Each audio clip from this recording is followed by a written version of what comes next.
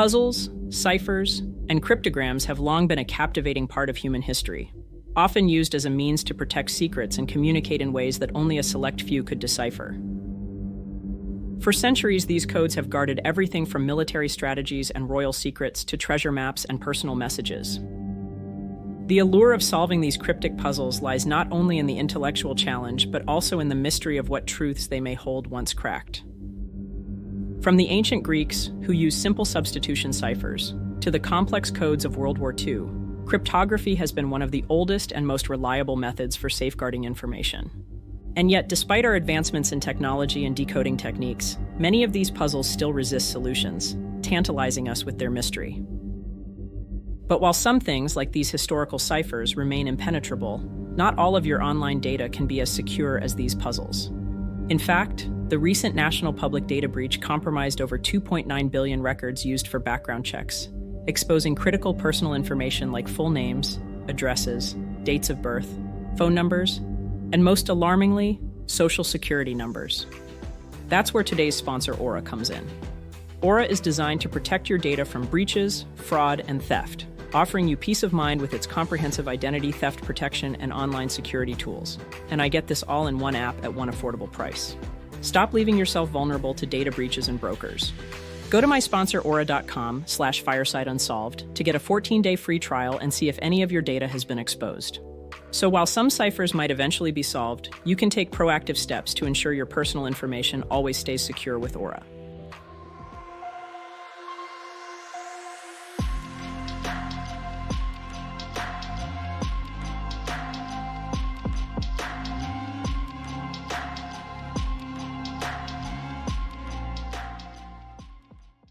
On June 30th, 1999, an unsettling discovery was made on a quiet rural road in West Alton, Missouri.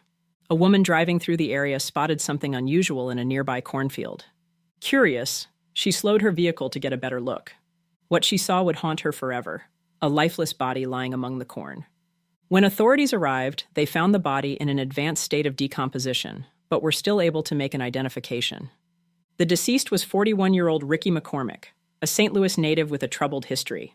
A high school dropout, he drifted between living with his elderly mother and periods of homelessness.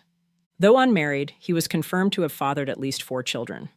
His health was also a constant challenge, with chronic heart and lung issues leaving him unable to work and reliant on disability payments.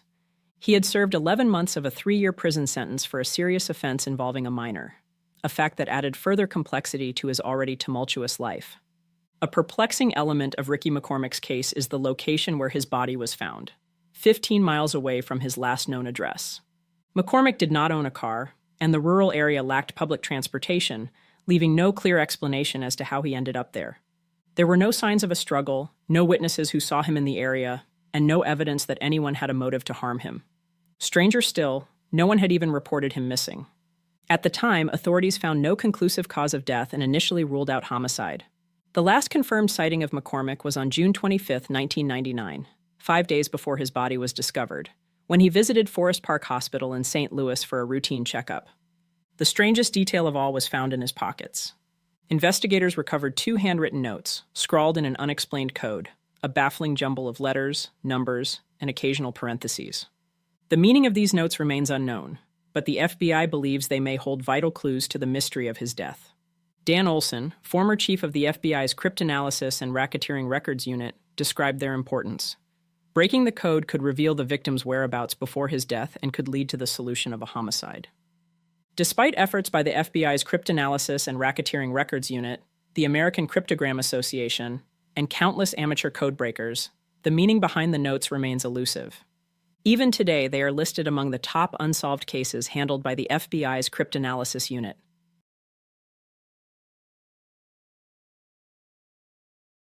In 1939, Alexander Dagapeyev, a Russian-born cryptographer and cartographer, published a book titled Codes and Ciphers. The book aimed to introduce readers to the world of cryptography, but it ended on a tantalizing note: a challenge cipher.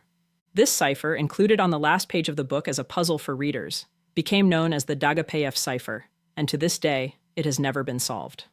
What makes this cipher even more intriguing is its creator's later admission. He couldn't recall how he had encrypted it. Dagapeyev also hinted in his book that not every number in the cipher was part of the message. On page 111, he explained how dummy characters could be strategically inserted to confuse anyone attempting to break the code. He wrote, "The cipher is of course easily made out, but if every third, fourth, or fifth letter, as may be previously arranged, is a dummy inserted after a message has been put into cipher, it is then extremely difficult to decipher unless you are in the secret." This admission raises the question, was the challenge even solvable in the first place? Did Daguerreotype create a puzzle so complex that even he lost the key to its solution, or was it flawed from the start? For over 80 years, the Daguerreotype cipher has confounded cryptographers, hobbyists, and experts alike, waiting for someone to unravel its code.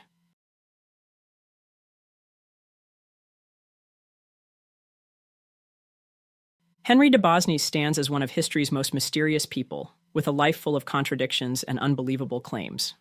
According to his own accounts, he was born in Lisbon, Portugal, though this and much of his backstory remain unverifiable. Throughout his life, de Bosny shared a variety of outlandish tales, including participation in the North Pole expedition under Sir Robert McClure from 1848 to 1850, and service in multiple wars, such as the Crimean War, the Italian War of 1859, and the Franco-Prussian War. These assertions, however, were never substantiated, raising questions about his true past. De Bosny also claimed to have been married twice before arriving in New York. However, his first wife was reportedly found drowned in a river in New York City, while his second wife succumbed to starvation in Philadelphia. Both deaths aroused suspicion, yet de Bosny managed to avoid any consequences. Henry was known to possess skills that distinguished him in the small community of Essex, New York. A self-proclaimed painter, he had a notable talent for drawing and was fluent in 6 languages. Despite these attributes, he was largely seen as a vagabond, wandering the area aimlessly and only engaging in manual labor when driven by hunger. His lifestyle was partially sustained by charitable handouts from local organizations. On June 8, 1882, he married Betsy Wells, a widowed mother of 4 who had inherited a modest farm and some money from her late husband. The marriage quickly became fraught with conflict, as de Bosny pressed Betsy to transfer the title of her property to him. Her refusal led to frequent and escalating disputes between the couple. Then, tragedy struck when Betsy Wells was found brutally murdered. Her body bore 2 gunshot wounds to the skull and a deep slash across her neck. Suspicion quickly turned to Henry, especially after local farmers reported seeing him behaving suspiciously in the woods near where Betsy's body was eventually discovered. And he was arrested on August 1, 1882. During his incarceration, Henry seemed to enjoy writing and creative expression. Much of his time behind bars was spent composing dark poems and crafting cryptograms, often in the languages he claimed fluency in, including French, Greek, Latin, Portuguese, and Spanish. De Bosny's trial began on March 6, 1883, and concluded swiftly, taking just 2 days. After just 8 minutes of deliberation, the jury returned a verdict of guilty of first-degree murder, and on April 27, 1883, de Bosny was executed by hanging. His final words were, "I am innocent of the crime. You have made a mistake. The blood on my knife was the blood of a chipmunk." Among his belongings left behind are ciphers and coded documents, many of which remain undeciphered to this day. These writings, which incorporate cryptographic scripts and pictograms, have fascinated cryptographers and historians alike. De Bosny claimed his cryptographic methods were widely used in Europe, and parallels have been drawn between his ciphers and known Masonic ciphers. Much of his work, including his cryptograms, was entrusted to an unknown female visitor during his imprisonment. Decades later, her granddaughter donated these artifacts to the Adirondack History Museum in Elizabethtown, New York, where they are still preserved alongside de Bosny's skull and the noose used in his execution, which can be seen to this day.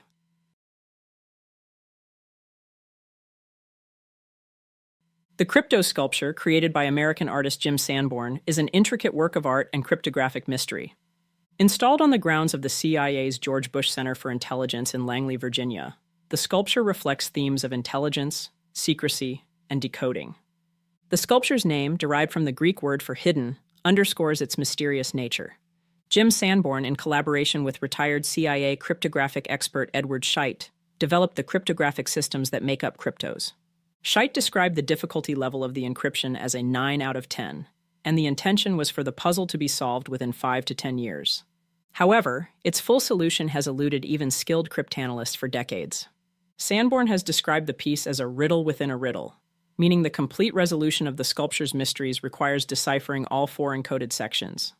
Additionally, Sanborn has stated that the encryption methodologies shift intentionally, adding layers of complexity to be able to solve it. During Kryptos' dedication ceremony in 1990, Sanborn claimed to have provided the full solution to the then CIA director William Webster. However, he later contradicted this by saying that Webster did not receive the entire solution. One confirmed passage of plaintext in the second encoded section reads, "Who knows the exact location? Only WW." The sculpture includes 4 large copper plates as its primary material, complemented by elements such as water, wood, plants, red and green granite, white quartz, and petrified wood. Its standout feature is a vertically oriented S-shaped copper screen, evocative of an ancient scroll. This screen, prominently located in the northwest corner of the new headquarters building courtyard outside the CIA's cafeteria, carries half of the sculpture's encoded text. The encrypted characters are meticulously cut out of the copper plates and consist of the 26 letters of the Latin alphabet and question marks, forming 4 separate encoded messages. Of these, 3 messages have been deciphered, leaving the 4th passage still unknown to this day. The solution to the first message is, "Between subtle shading and the absence of light lies the nuance of occlusion." Occlusion was an intentional misspelling of illusion by the creator Jim Sanborn that was intended to throw people off. The second message when solved is, "It was totally invisible. How's that possible?" They used the Earth's magnetic field. The information was gathered and transmitted underground to an unknown location. Does Langley know about this? They should. It's buried out there somewhere. Who knows the exact location? Only WW. This was his last message. 38 degrees, 57, 6.5 seconds north. 77 degrees, 8 minutes, 44 seconds west, layer 2. The coordinates mentioned indicates a point that is approximately 174 feet southeast of the sculpture. And finally, message 3. Slowly, desperately, slowly, the remains of passage debris that encumbered the lower part of the doorway was removed. With trembling hands, I made a tiny breach in the upper left-hand corner and then widening a hole a little, I inserted the candle and peered in the hot air escaping from the chamber, caused the flame to flicker, but presently details of the room within emerged from the mist. Can you see anything? This is a paraphrased quotation from Howard Carter's account of the opening of the tomb of King Tut on November 26, 1922. The question, "Can you see anything?" was asked by Lord Carnarvon, to which Carter replied, "Wonderful things." Sanborn has said that if he were to pass away before its decryption, he has ensured that someone else would be able to verify any proposed solution. The final piece of Kryptos' puzzle continues to resist decryption, keeping its ultimate secret intact.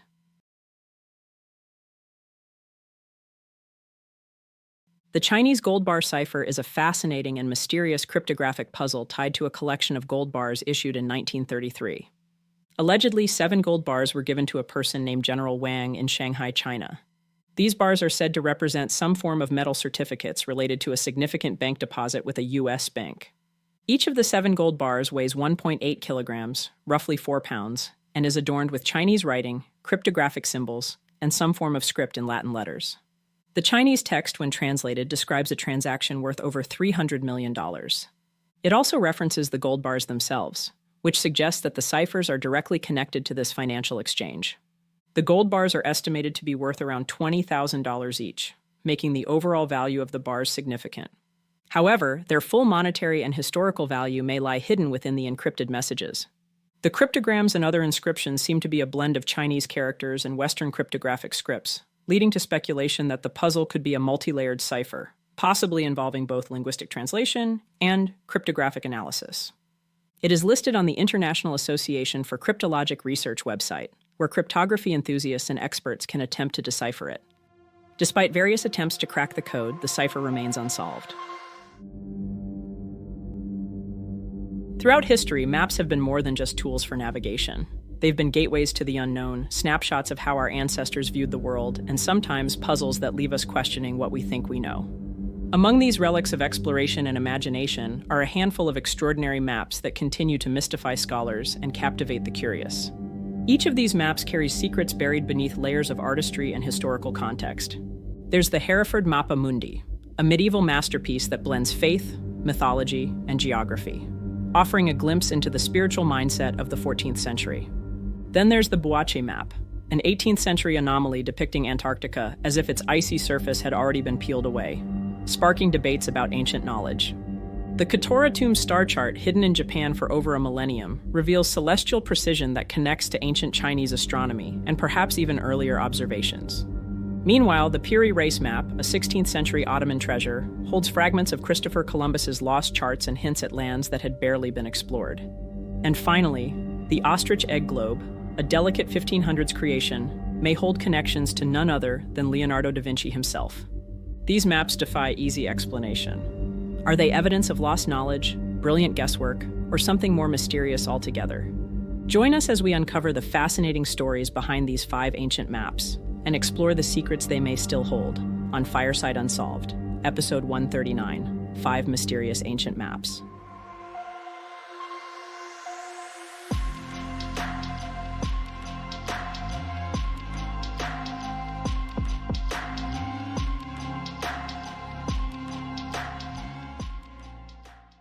The Hereford Mappa Mundi is a treasure from the medieval world. A vast map that isn't just a chart of geography, but a window into the beliefs, fears, and imagination of the 14th century. Created around 1300 AD, this masterpiece is the largest surviving medieval map of the known world. But it's far from your typical atlas. Rather than a practical guide for travelers, it serves as a spiritual and symbolic map, depicting heaven, hell, and the arduous path to salvation. Drawn in the traditional T&O design, the map merges art, legend, and theology. It draws from a rich tapestry of sources, including biblical stories, medieval bestiaries, and even mythical accounts of monstrous races. Today, you can see this intricate work at Hereford Cathedral in England, where it remains a testament to medieval thought. But the Mappa Mundi is more than an artistic relic. It's a map of the medieval mind, steeped in the cultural and political tensions of its time. Scholars believe it was created as part of the cult of Thomas de Cantilupe, a controversial figure known for his outspoken dislike of the Jewish people, and, according to historian Deborah Strickland, a misogynist, even by the standards of his own time. Others see it as a tool for reinforcing controversial ideologies, such as the justification for the expulsion of Jewish communities from England. There are depictions of a horned Moses, and Jews worshipping the golden calf, a scene that some interpret as an anti-Semitic allegory. It also reflects the era's rigid patriarchal views, with figures like Lot's wife, turned to a pillar of salt for gazing back at Sodom, serving as cautionary tales of perceived female sinfulness. Visitors would gather before this massive map, and guides would narrate its stories, weaving its cryptic Latin and French inscriptions into vivid tales. By the 19th century, it was in dire need of repair, which led to restoration at the British Museum. The side panels of the original triptych were lost, and the map itself was detached from its wooden frame. In 1988, financial difficulties nearly led to its sale, sparking public outcry.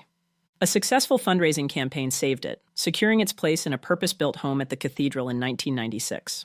Today, the Hereford Mappa Mundi stands as both a symbol of medieval artistry and a reminder of the complex histories it has survived.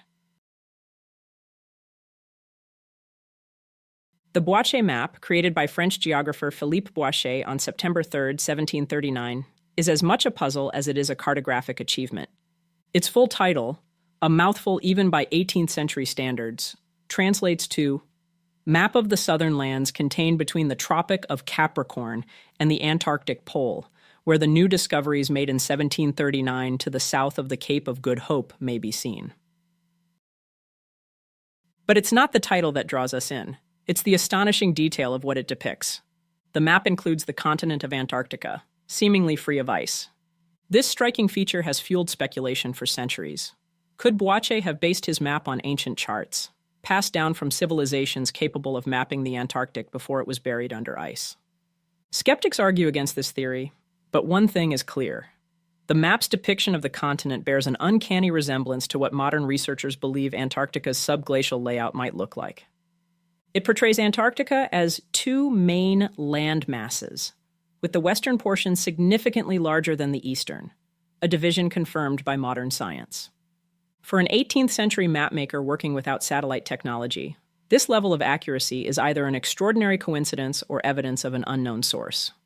Of course, the skeptics have their say, suggesting it could simply be a blunder, a misinterpretation of scattered reports or incomplete data. Yet considering how precise the rest of the map is for its time, it's hard to imagine such a significant mistake. Whether the Boichet map is an echo of forgotten knowledge or an incredible stroke of luck, it continues to spark debate and fascination. Hidden beneath a burial mound in the village of Aska lies the Ketora tomb, an ancient chamber discovered in 1983 that is said to hold the secrets of the heavens. Dating back to the late 7th or early 8th century AD, the tomb is modest in size. A stone chamber just over 3 feet high, 3 feet wide, and 8 feet long. The tomb's walls are adorned with breathtaking murals representing the 4 celestial guardians of East Asian mythology: the Black Tortoise of the North, the Azure Dragon of the East, the Red Bird of the South, and the White Tiger of the West. Alongside these figures, zodiacal images, part human, part animal, add to the tomb's mystique. But the most extraordinary treasure lies above: a star chart painted onto the ceiling, revealed by probes in 1998. This ancient star chart is a marvel of early astronomy, featuring 68 constellations illustrated with shimmering gold disks. 3 concentric circles trace the movements of celestial bodies, with an additional circle marking the sun's path, and at its center lies the polar star. Experts have determined that this chart is the oldest known star map of its kind, making it a window into the stargazing practices of ancient civilizations. Investigations by Mitsuru Soma of the National Astronomical Observatory of Japan and Suko Nakamura of Daidobunka University suggest that the map was not created in Japan but is based on observations made in ancient China, potentially along the 34th parallel north. Cities like Chang'an, which is now modern Xi'an, and Luoyang, both capitals of Chinese dynasties, emerge as likely candidates for the site of these observations. While the tomb itself dates to the 7th or 8th century, Soma and Nakamura believe the observations underlying the chart could date back centuries earlier, possibly between 240 and 520 AD, or even as early as 120 to 40 BC. Kazuhiko Miyajima, a former professor of East Asian astronomy history, suggests that the chart may depict the night sky as it appeared in 65 BC, potentially from Pyongyang or Seoul. The Ketora tomb star map offers a tantalizing glimpse into the celestial knowledge of a bygone era, leaving us to wonder how far back humanity's fascination with the stars truly goes. The Piri Reis map, created in 1513 by Ottoman admiral and cartographer Piri Reis, is a tantalizing glimpse into the world as it was known, or imagined, 5 centuries ago. Only 1/3 of this remarkable map survives today, housed in the Topkapi Palace Museum in Istanbul. After the Ottoman Empire's conquest of Egypt in 1517, Piri Reis presented his map to Sultan Selim I, though what became of it afterward is a mystery. The map vanished, missing for centuries, until it resurfaced in 1929, sparking international fascination. This surviving fragment contains a partial copy of a now-lost map by Christopher Columbus, merging European exploration with Islamic cartographic artistry. The Piri Reis map is a portolan chart, designed for navigation using compass roses and windrose networks rather than longitude and latitude. Its detailed depiction of South America is astonishing for its time. The northwestern coast combines features of Central America and Cuba into one landmass, reflecting Columbus's mistaken belief that he had reached Asia. The southern Atlantic coast likely represents a version of the mythical Terra Australis, a hypothetical continent first mentioned in antiquity and which appeared on maps between the 15th and 18th centuries. This map stands apart from its European counterparts, with a distinct aesthetic influenced by the Islamic miniature artwork. But at the same time, it broke from Islamic cartographic norms by incorporating numerous non-Muslim sources. Historian Karen Pinto has highlighted the map's depiction of legendary creatures at the edges of the Americas, challenging the medieval Islamic idea of an impassable, encircling ocean. Yet the map raises as many questions as it answers. Scholars continue to debate its sources, the number of maps that inspired it, and the true nature of its mysterious southern landmass. Some have claimed visual resemblances to areas of the Americas not officially discovered by 1513, while others dismiss these claims as speculative. The Piri Reis map is more than a cartographic artifact. It is a puzzle, an artwork, and a testament to the blending of cultures and ideas in the age of exploration. Despite its many mysteries, it leaves one undeniable impression. The world of the early 16th century was as full of imagination as it was of discovery. The ostrich egg globe is unlike any other artifact, a hollow terrestrial globe crafted from the lower halves of 2 conjoined ostrich eggs. This small, delicate globe is an almost identical match to the Hunt Lennox globe, a copper globe dated to around 1510, raising tantalizing questions about its origins. Stéphane Messine, the globe's primary investigator, believes it was created in the early 16th century, making it the first globe to depict the New World. According to him, the globe first came to light at the London Map Fair in 2012. Its anonymous owner claimed it had passed through several hands and had been part of a prominent European collection for decades. Missin proposed a bold theory, that the Hunt Lennox globe was not engraved independently but cast from the ostrich egg globe using a unique and intricate technique, one that would make the ostrich egg globe the older of the two. The story takes an even more extraordinary turn, with Missin's assertion that the globe shows influences from Leonardo da Vinci's workshop. By 2017, Missin went further, claiming that the globe was engraved in 1504 by a left-handed artist, whom he identified as Leonardo da Vinci himself. These claims culminated in his 2018 book, The Da Vinci Globe, where he detailed his arguments for the globe's connection to the Renaissance genius. However, these assertions have sparked intense skepticism in the academic world. Cartographer Wouter Brakke reviewed Missin's work in 2019, characterizing it as a research report rather than a definitive scholarly conclusion. He pointed out that Cambridge Scholars Publishing, which published the book, lacked an editorial board to rigorously vet the claims. Brakke agreed that the ostrich egg globe likely dates to the early 16th century, but emphasized the need for further investigation into its provenance and history. Whether it is a genuine masterpiece from the hands of Leonardo da Vinci or simply a fascinating creation from the age of exploration, it continues to intrigue historians, cartographers, and mystery seekers alike.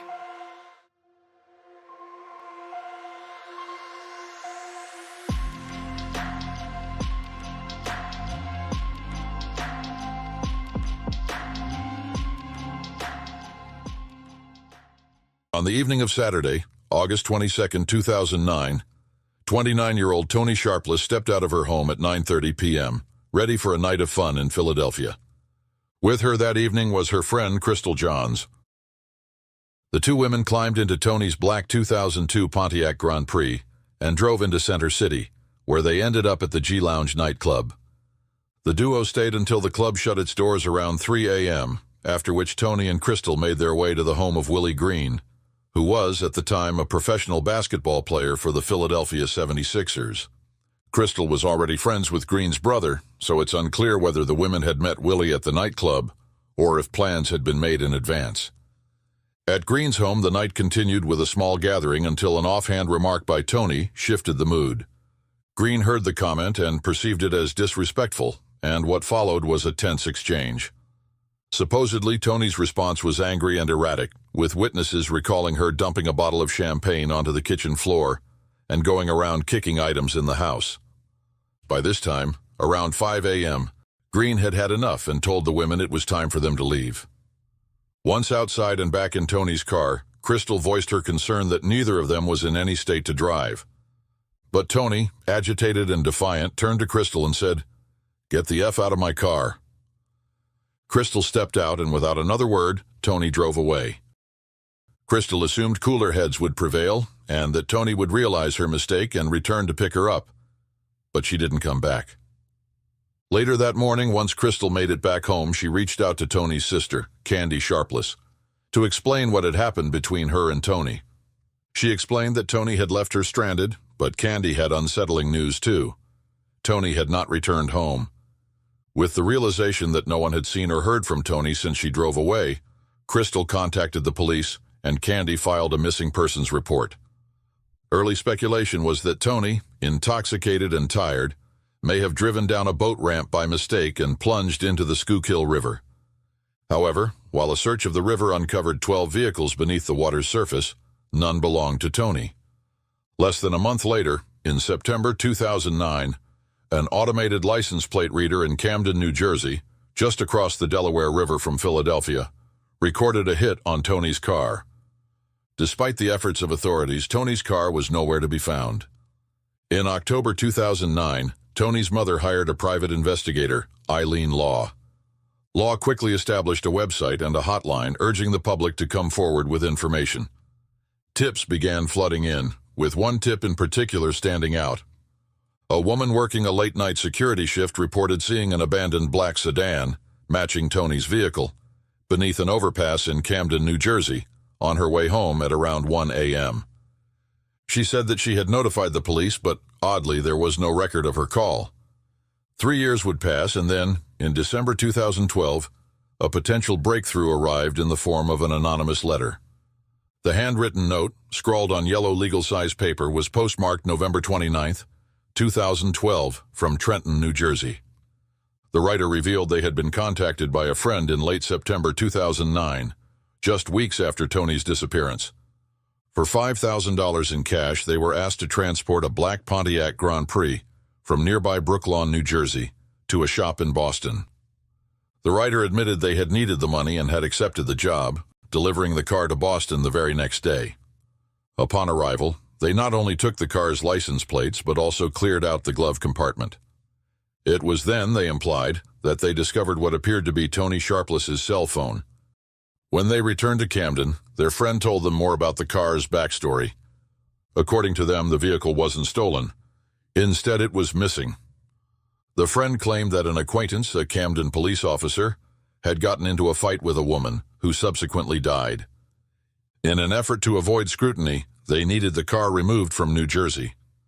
The letter writer, however, made it clear that they had no direct knowledge of what had happened or whether the woman involved was Tony Sharpless.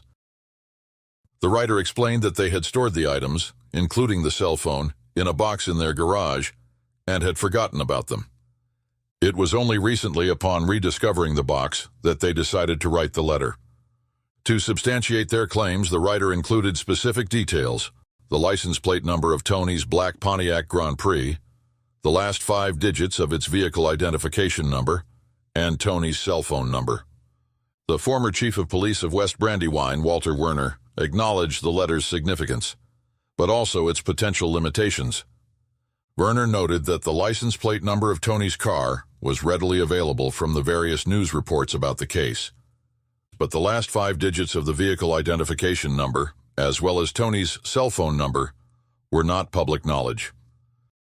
To this day, the disappearance of Tony Sharpless remains unsolved. On September 13, 1991, 37-year-old Tom Roche, a resident of Burbank, California, dropped off his 32-year-old girlfriend, Barbara Rondeau, at work, making plans to meet her later for lunch. However, lunchtime came and went with no sign of Tom. Barbara grew concerned, and after finishing work, she hurried home, only to find the front door unlocked. Inside, Tom's newspaper remained untouched, a habit he maintained every morning, and there was a motorcycle battery on the counter, something he had planned to work on that day. Tom had told her that he intended to stay home for most of the day, and Barbara assumed he had changed his plans without telling her. In the days before cell phones, there really wasn't much of an option other than waiting, hopeful that he would soon return or at least call home to let her know he was okay. But when the following day arrived and there was still no word from Tom, Barbara's concern deepened. She reported him as missing, and soon after, detectives launched an investigation into his disappearance. When detectives canvassed the area for potential witnesses, a neighbor came forward claiming to have seen Tom engaged in a conversation with an unidentified white male at around 9:30 a.m. the day he went missing. The witness described Tom standing alongside the man, both talking while looking into the bed of a brown pickup truck. According to the neighbor, it seemed like a normal conversation. Despite this lead, detectives struggled to determine whether Tom had fallen victim to foul play or if he had simply left of his own accord. 6 days after Tom vanished, Barbara received a chilling letter at their apartment. The letter, written by an anonymous individual, claimed responsibility for Tom's abduction and death. "I am suffering a great deal of guilt right now about what I have done, and I feel it is necessary to write about it, for my sake and yours. You don't know me and hopefully never will, but I am the one who killed Tom Roche. I cannot and will not go to jail. I could never handle it. I almost lost my mind. Never again.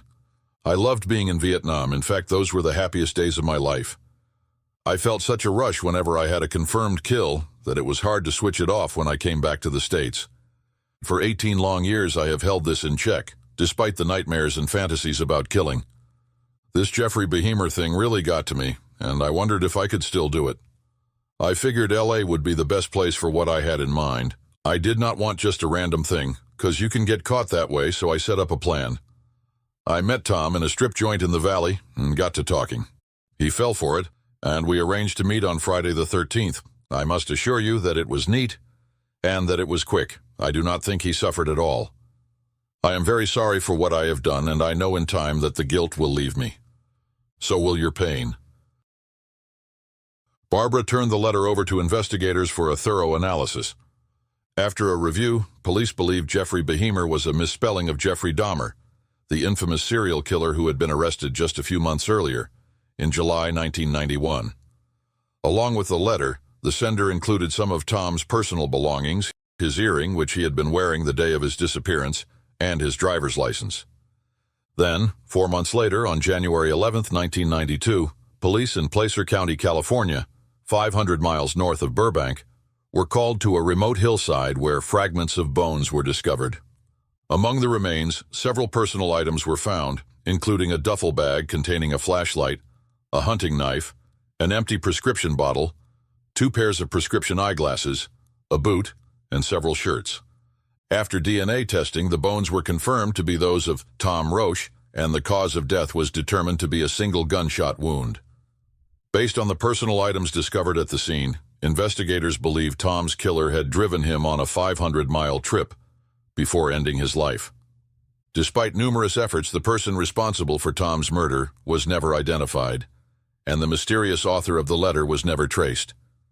To this day, Tom Roche's death remains unsolved. At the beginning of 2006, the FBI's Seattle field office received an anonymous letter, postmarked January 23, 2006, from Las Vegas, Nevada. The letter was purportedly connected to the shooting death of United States Attorney Thomas C. Wales, which occurred in 2001. Thomas C. Wales, a seasoned prosecutor with 18 years of service in Seattle, was shot on October 11, 2001, around 10:40 p.m., when he was struck by gunfire through his basement window. A lone male suspect was seen fleeing the scene, but the case went cold after limited evidence surfaced. Okay, so I was broke and between jobs. I got an anonymous call offering money to shoot the guy, so I drove to Seattle to do the job. I did not even know his name. Just got laid off from a job. Nice talking lady. I didn't know her name. She called me, talked to me by name, and asked if I needed some money. I agreed to pursue the matter. Hell, I was going bankrupt. Go to Seattle. Heck, I lived there once. No big deal. Hang out in this guy's backyard. She even gave me the address. Stop off at a place, pick up our gun, and drop it off at a specified location when you are done. Then, you will be directed to where your money is. The wife was out of town. I had no witnesses here. I was curious about who knew me so well. I used cash to pay for all my expenses to avoid an audit trail. No cell phone. I was directed to a place to pick up the gun they wanted me to use, and an address. And the gun was there. I drove to the address and then parked some distance away, north of downtown. I kind of camped out in the backyard of this house and waited for the guy to settle in at his computer. Once he was there, I took careful aim. I shot 2 or possibly more times and watched him collapse. I absurdly waited a few minutes and then left. I was sure he was dead. Retracing my steps, I dropped off the gun, found my money, and returned to Vegas. I feel bad about it, but I needed the money, and there were no witnesses. I really don't know who fronted the money, but the money was there, and I sure needed it. The letter was analyzed by profilers in the FBI's Behavioral Analysis Unit at the FBI Academy in Quantico, Virginia. The profilers suggested that the letter's author could potentially be connected to the murder, but they noted that the letter contained some factual inconsistencies and unrealistic claims. Additionally, it didn't reveal any new details that hadn't already been made public. Investigators have speculated that the return address name, Gidget, may be a term the writer has used in different contexts, both in the past and present. However, the return address listed on the envelope was a commercial address in Las Vegas, which appeared to have no clear link to the case. The FBI, alongside the Seattle Police Department, still believes the letter is a potential lead in the case, but the identity of both the shooter and the woman who allegedly hired him remains unknown. In an effort to gather more information, the Department of Justice is offering a $1 million reward for any details that lead to the arrest and conviction of the person or persons responsible for the murder. Anyone with information about the letter or its author is urged to contact the FBI toll-free at 866-322-7009 or write to FBI 1110 3rd Avenue, Seattle, Washington, 98101. On the evening of January 2nd, 2000, 18-year-old Zebb Quinn mysteriously vanished in Asheville, North Carolina, under circumstances that continue to baffle investigators to this day. Zebb had spent the day working his shift at a local Walmart before making plans to look at a new car with a friend. However, after a strange and abrupt encounter that night, he was never seen again. In the days that followed, a series of bizarre clues emerged, including cryptic messages, unsettling discoveries in his abandoned car, and conflicting accounts from those close to him, deepening the mystery surrounding his disappearance. Despite extensive investigations and years of speculation, the case of Zebb Quinn remains one of Asheville's most haunting unsolved mysteries. Welcome back to Fireside Unsolved, episode 141, The Bizarre Unsolved Murder of Zebb Quinn.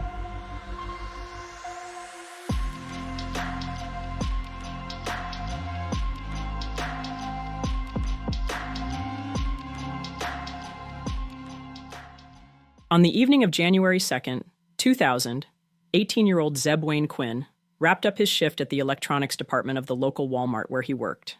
It was around 9 p.m. when Zebb clocked out, and he was eager to follow through on plans he had made with his coworker, Robert Jason Owens. The two intended to drive to Leicester, a small town about 11 miles away, to check out a car that Zebb was interested in buying. After meeting in the Walmart parking lot, Zebb and Robert set out separately in their respective vehicles on their way to view the car, stopping along the way at a nearby Citgo gas station. Surveillance footage captured them at approximately 9:15 p.m., purchasing sodas before continuing on their way. According to Robert Owens, just minutes after leaving the gas station, at around 9:30 p.m., Zebb unexpectedly flashed his headlights, signaling for him to pull over. When they stopped, Zebb explained that he had received an urgent page and needed to return the call. He used a nearby payphone, and when he returned, Robert recalled that Zebb appeared visibly frantic.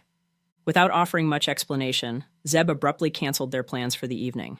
In his rush to leave, he accidentally rear-ended Robert's vehicle before speeding off into the night.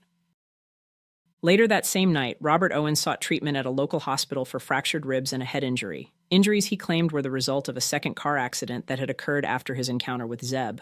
However, no accident report was ever filed with the police, raising further questions about the event. The following afternoon, growing concerned about her son's whereabouts, Zebb's mother, Denise, filed a missing persons report with the Asheville Police Department. 2 days after his disappearance, an unexpected phone call was made to Walmart by someone claiming to be Zebb. The caller informed a coworker that he was feeling unwell and would not be coming to work. However, the coworker immediately grew suspicious. The voice on the line didn't sound like Zebb's. Investigators quickly traced the call back to a Volvo plant where Robert Owens was employed. When confronted, Owens admitted to making the call, claiming that Zebb had asked him to call in sick on his behalf. Despite his explanation, police found his actions suspicious and began to scrutinize his involvement more closely. As the investigation deepened, authorities turned their attention to Misty Taylor, a young woman with whom Zebb had recently become romantically involved. Friends and family revealed that Zebb had confided in them about receiving threats from Misty's abusive boyfriend, Wesley Smith, after he discovered their relationship. Both Misty and Wesley denied any involvement in Zebb's disappearance, and despite thorough questioning, investigators found no definitive link between them and Robert Owens. Investigators subpoenaed Zebb Quinn's phone records, which revealed a chilling detail. The page Zebb received on the night of his disappearance had been dialed from the home of his paternal aunt, Ina Ustich. This discovery raised immediate questions, as Zebb had little to no contact with Ina before he went missing. When questioned by police, Ina adamantly denied making the call, stating that she had been having dinner at the home of her friend, Tamra Taylor, who was Misty Taylor's mother. Misty and her boyfriend, Wesley Smith, were also present at the dinner that evening. The connection between Ina and Misty's family cast further suspicion on the circumstances surrounding Zebb's disappearance. In an unsettling turn of events, Ina later reported a break-in at her home that same night. Although she said that nothing appeared to have been stolen, she did claim that several picture frames and household items had been moved. Investigators were left questioning whether the incident was related to Zebb's disappearance, or if it was a carefully staged diversion to mislead the investigation. 4 days into Zebb's disappearance, on January 6, 2000, his mother, Denise, received an unexpected phone call that would deepen the mystery surrounding his disappearance. A former classmate of Zebb's, who worked at Mission St. Joseph's Hospital, where Zebb's grandmother, mother, and sister were employed as neonatal nurses, reported seeing his light blue Mazda protege parked in the lot of the Little Pig's Barbecue restaurant located next to the hospital. When police arrived, they discovered a bizarre scene. The vehicle sat abandoned with its headlights left on, but a strange and unsettling detail stood out. Someone had drawn a pair of lips and an exclamation mark on the rear windshield, in pink and orange lipstick. Even more puzzling, a live black Labrador puppy was found inside the car.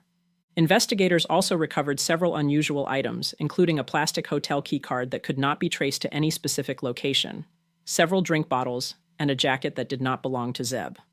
Although forensic evidence was collected from the vehicle, it failed to provide any concrete leads. Shortly thereafter, a local couple came forward with a significant tip. They claimed to have seen Zebb's car being driven through downtown Asheville and helped authorities create a composite sketch of the driver. To their surprise, the sketch bore an uncanny resemblance to Misty Taylor, the young woman Zebb had been romantically interested in before his disappearance.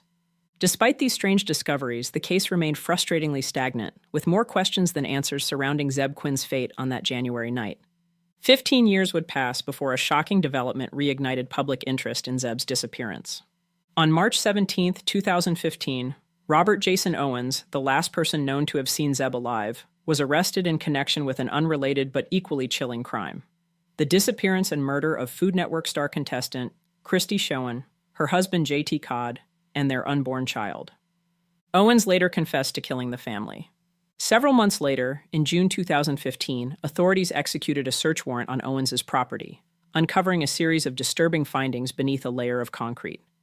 Investigators unearthed fabric, leather materials, and unknown hard fragments.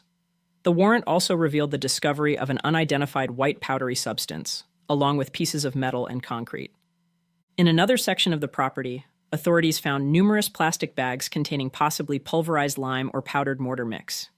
Despite these unsettling discoveries, law enforcement remained tight-lipped, refusing to confirm whether any of the recovered materials were connected to Zebb Quinn. The findings were sent for further analysis, but officials cited the ongoing investigation as the reason for withholding additional details. Then, 17 years after Zebb Quinn's mysterious disappearance, a major breakthrough finally came.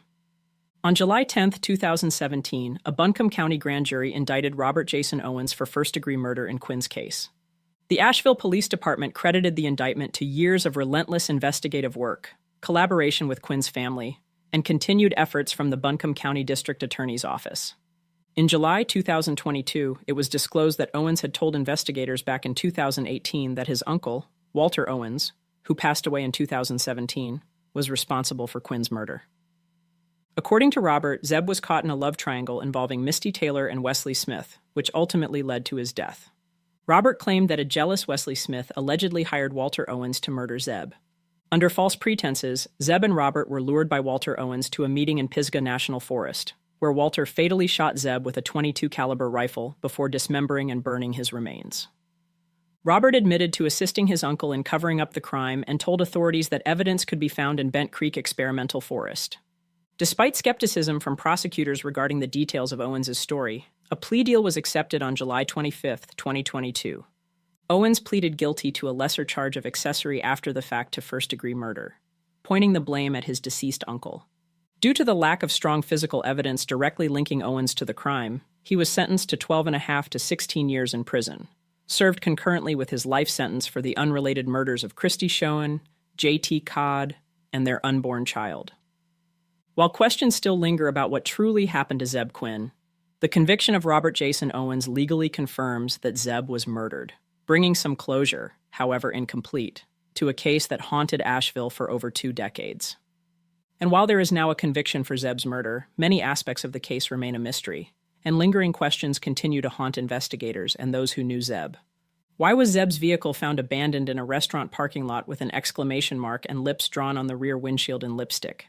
Who left the cryptic message, and what was its intended meaning? Investigators are also still puzzled by the unexplained plastic hotel keycard, discovered inside the car. Despite extensive efforts, they were never able to trace it back to any specific location or individual. And perhaps the most perplexing question of all, why was a live black Labrador puppy left inside Zebb's car? With so many unanswered questions, the true circumstances of Zebb Quinn's fate remain unexplained. Was the story Owens provided to police the full truth, or is there even more to the story than what has been revealed?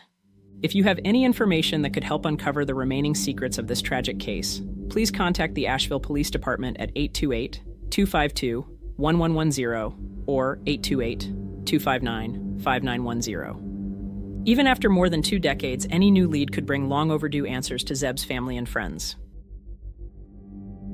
Thank you all for your continued support. Stay safe, and we'll see you next time. Fireside.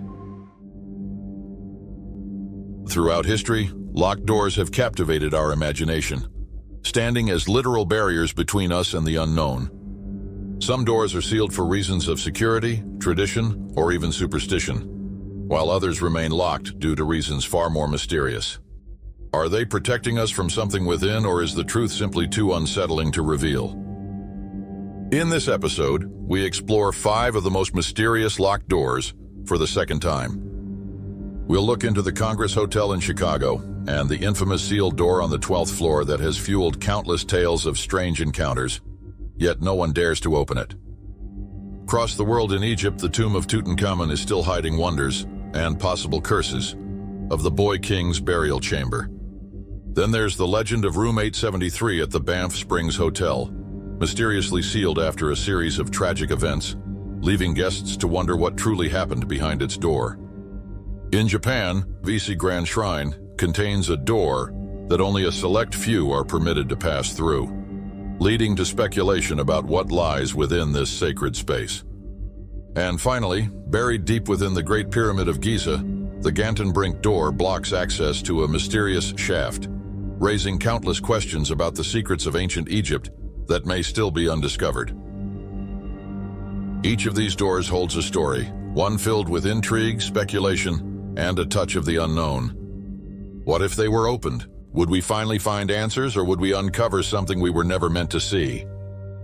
Join us as we unlock the secrets behind these mysterious doors, exploring the legends, the facts, and the chilling mysteries that surround them. Welcome to Fireside Unsolved, Episode 142, 5 Mysterious Locked Doors, Part 2.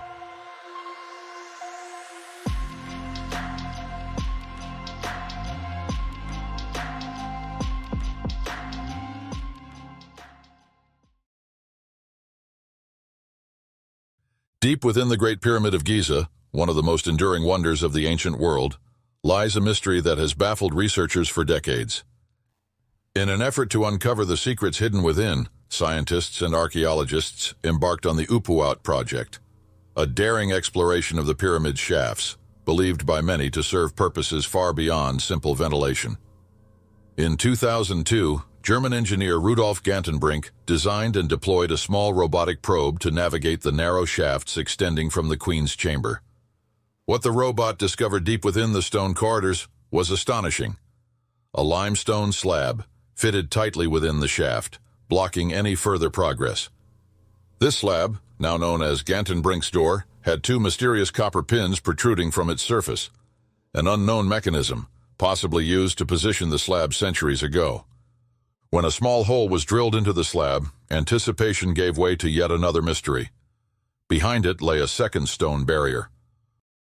The quest for answers continued in 2011 with the Geib project, which introduced advanced fiber optic technology capable of seeing around corners. Probing the chamber behind the southern shaft's first door, researchers uncovered something unexpected: hieroglyphic markings in red paint. According to Egyptian mathematics researcher Luca Miatello, the symbols translated to 121, believed to indicate the shaft's length in cubits. Further examination of the copper handles embedded in the stone revealed they were likely ornamental rather than functional.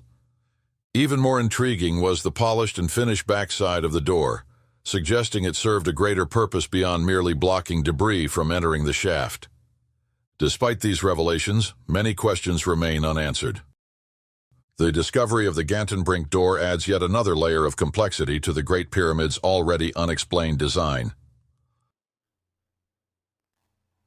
Each new finding only fuels further speculation, solidifying the pyramid's status as one of history's most baffling and awe-inspiring wonders.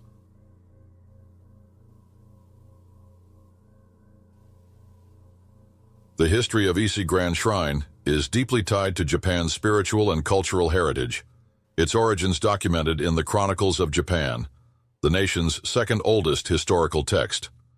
Nearly 2,000 years ago, the 11th Emperor of Japan, Emperor Suinin, entrusted his daughter, Princess Yamatohime no Mikoto, with a sacred mission.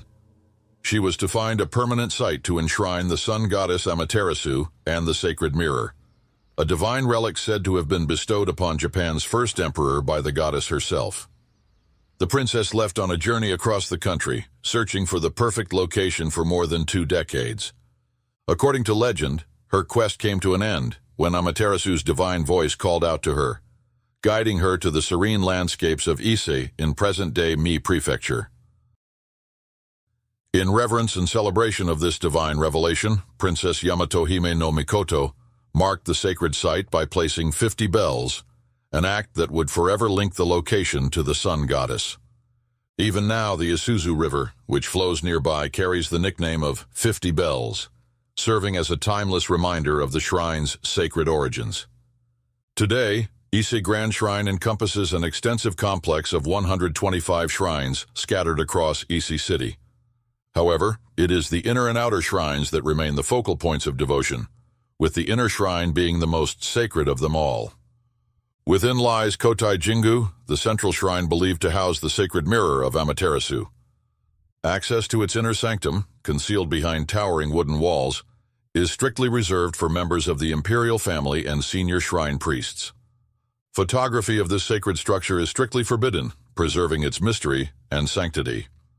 One of the most remarkable aspects of Ise Grand Shrine is its centuries-old tradition of renewal. Every 20 years, the inner and outer shrines, along with the iconic Uji Bridge spanning the Isuzu River, are meticulously reconstructed. This practice embodies the Shinto principles of death and rebirth, reflecting the impermanence of all things, while ensuring that ancient building techniques and craftsmanship are preserved and passed down through generations.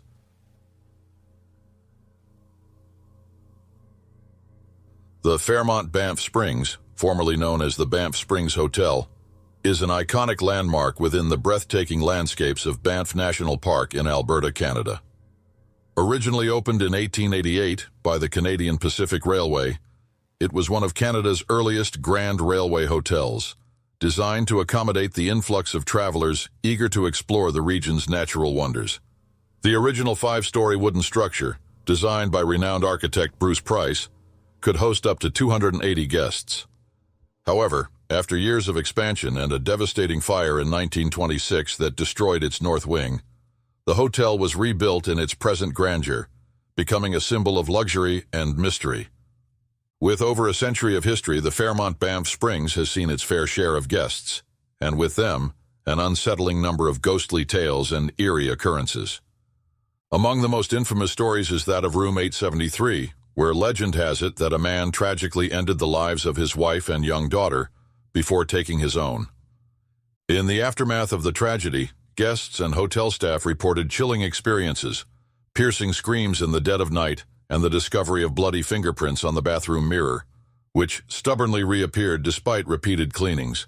Disturbed by the relentless reports of paranormal activity, the hotel eventually took drastic measures, sealing off Room 873 behind a false wall. Yet, even with the door hidden from view, visitors to the 8th floor continue to encounter strange phenomena.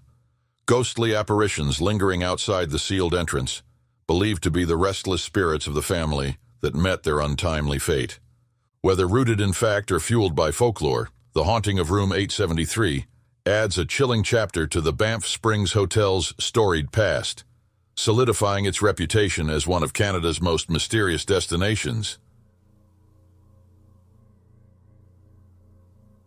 The discovery of King Tutankhamun's tomb by Howard Carter in 1922 marked one of the greatest archaeological finds of all time.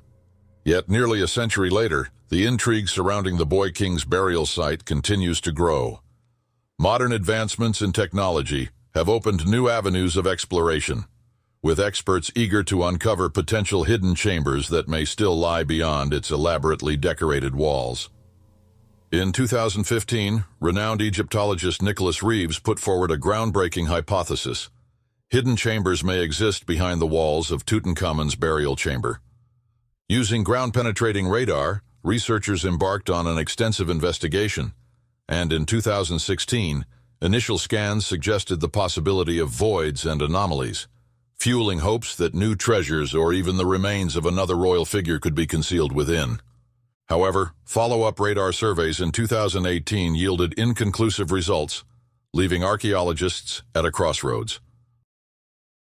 One of the most captivating theories is that the tomb of Queen Nefertiti, one of Egypt's most mysterious and powerful queens, could be hidden within Tutankhamun's resting place. Though met with skepticism, the possibility of such a discovery adds to the enduring allure of the tomb, keeping the fascination with ancient Egypt alive and ensuring that King Tutankhamun's story is far from over.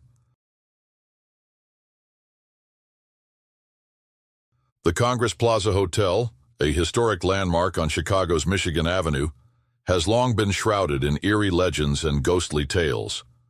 Opened in time for the 1893 World's Fair, it quickly gained a reputation, not just for its grandeur, but for the chilling stories whispered within its halls, earning it a place among the most haunted locations in the city. One of the most tragic and haunting events associated with the hotel occurred in 1939, when Adele Langer, a Jewish refugee who had fled Nazi-occupied Czechoslovakia with her 2 sons, made a devastating decision. Overcome with fear of deportation and the horrors they might face, Adele leapt from a 13th floor window, taking the lives of herself and her children. The room they occupied, located on the 12th floor, became synonymous with sorrow and despair. In the aftermath of the tragedy, reports of strange occurrences, disembodied voices, sudden chills, and inexplicable sounds became so frequent that the hotel eventually sealed the room, leaving only a door without a handle as a silent reminder of the past. To this day, guests who venture to the 12th floor speak of an unsettling atmosphere, as if the echoes of history still linger, reminding all who pass by of the tragic fate that befell the Langer family. From the time our ancient ancestors began walking the earth, ancient symbols have been etched into stone, leaving behind mysterious markings on the landscape. These works of art have survived the test of time, their meanings not fully understood, their creators long forgotten. Today we'll explore 5 of the most intriguing ancient petroglyphs from around the world, each with its own secrets and untold stories. In the U.S. state of Utah, the Sego Canyon petroglyphs tell a story of indigenous cultures, their sacred symbols carved into the rock. Across the globe in Gibraltar lies Gorham's Cave, where ancient drawings offer clues to the lives of our distant ancestors, possibly the last of the Neanderthals. Further south, in the Pyrenees of France, the now caves hold exquisite examples of prehistoric art, revealing stunning depictions of animals in motion, works that seem to breathe life onto the walls. Then in Australia we'll visit the Wandjina rock art, which includes mysterious stories and drawings that have been passed down through generations of indigenous people. And in the mountains of Italy, Valcamonica boasts the largest collection of prehistoric petroglyphs in the world, with hundreds of thousands of carvings that stretch back thousands of years. Join us as we investigate these mysterious works of art, uncovering the stories they hold and the mysteries they've yet to reveal, on Fireside Unsolved, Episode 143, 5 Mysterious Ancient Petroglyphs.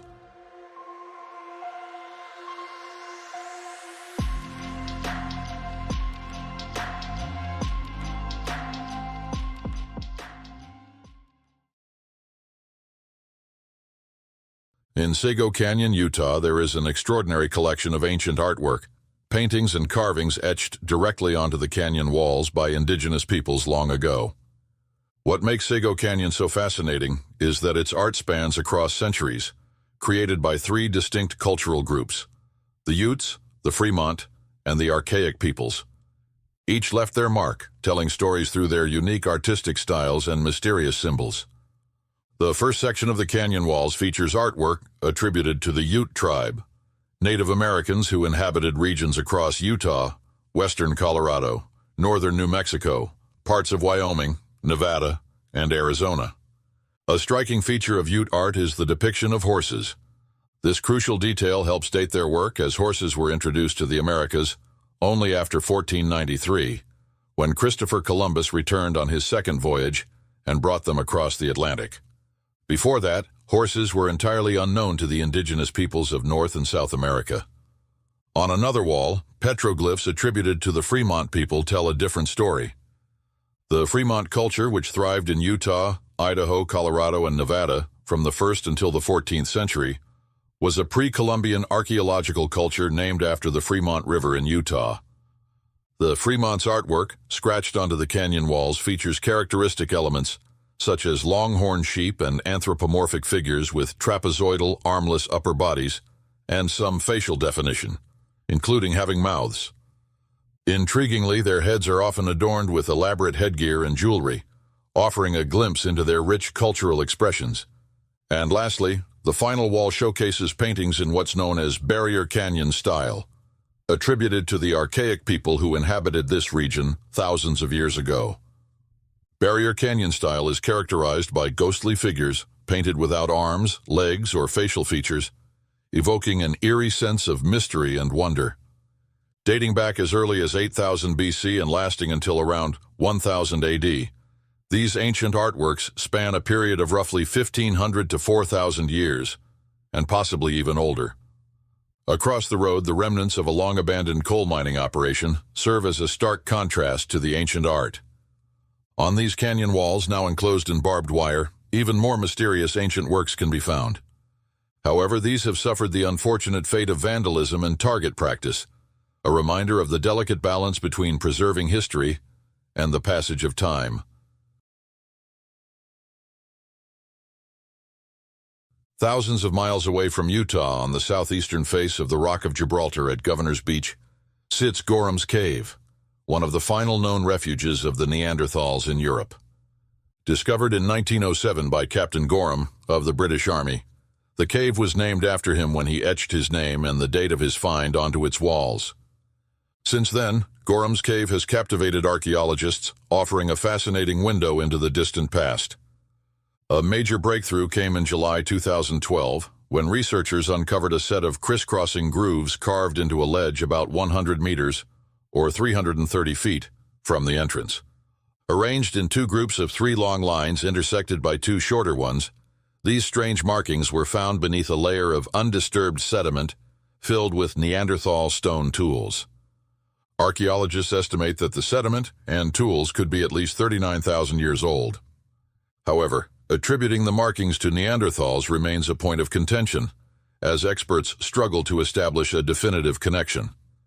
Despite ongoing debate, Joaquin Rodriguez Vidal from the University of Huelva has characterized the engravings as a form of abstract art, arguing that their creation represents a significant cognitive milestone, something once believed to be unique to modern humans. To better understand their origin, scientists conducted experiments using replica tools to recreate the scratches on similar rock surfaces. Their findings revealed that producing the grooves likely required at least 300 strokes and an hour of meticulous work. The markings were strategically placed in a prominent spot, ensuring they would be easily seen by anyone entering the cave. Some theories suggest they served as territorial markers, signaling ownership or occupation, while others speculate they held a deeper symbolic or communicative purpose. Whatever their intent, Gorham's Cave continues to fuel curiosity and debate, standing as an enduring testament to the complexities of our prehistoric ancestors. In the foothills of the Pyrenees, in southwestern France, the Now Cave sprawls across nearly 9 miles of underground passages, sheltering some of the most remarkable Paleolithic artwork ever discovered.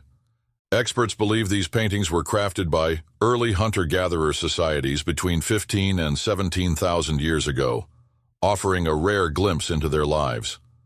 Located deep within the cave's complex passages, the majority of the petroglyphs and artwork in the cave are far from the entrance, suggesting that the artists deliberately chose remote, hard-to-reach spots for their creations, perhaps for ritual or ceremonial purposes. The careful placement of the paintings in areas with very little light only adds to the mystery of how these ancient people were able to complete their artwork. Further complicating the puzzle, the cave lacks many artifacts that could provide context, leaving the cultural background of the artists largely unknown. Among the most stunning of these artworks are the paintings found in a room named the Salon Noir Gallery, a cave chamber named for its striking images. Among the many remarkable depictions, One peculiar drawing stands out, a shape that some have speculated could resemble a spaceship or UFO. This curious image raises even more questions about the relationship between the artists and their subjects, leaving the true meaning of the artwork a tantalizing mystery that continues to defy explanation.